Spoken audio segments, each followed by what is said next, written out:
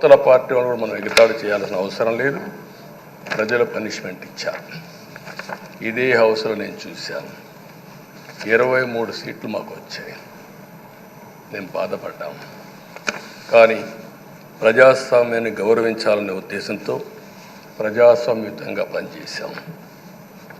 23వ తారీఖు ఎన్నికల రిజల్ట్స్ వస్తే దాన్ని వక్రీకరించి 23వ తారీఖున దేవుడు రాసిన స్క్రిప్ట్ ఇది, మీకు 23 సీట్లు వచ్చాయని మాట్లాడారు. ఇప్పుడు నేను అడుగుతున్నాను, కూటమికి 164 సీట్లు వచ్చాయి. 1, 6, 4 కూడుకుంటే 11 వస్తుంది. రాష్ట్రంలో దగ్గర 1631 రోజులు అమరావతి రైతాంగం ఆడబిడ్డలు ఉద్యమం చేశారు. ఆ 4 నెంబర్లు కలుపుకుంటే 1, 6, 3, 1 కలుపుకుంటే 11 వస్తుంది. అంటే ఇది కూడా భగవంతుడి స్క్రిప్ట్ అయినా కూడా నేను మాట్లాడడం లేదు, నేను కామెంట్ చేయడం లేదు. ఈరోజు ఉంటే వాళ్ళకు కూడా అర్థమయ్యేది.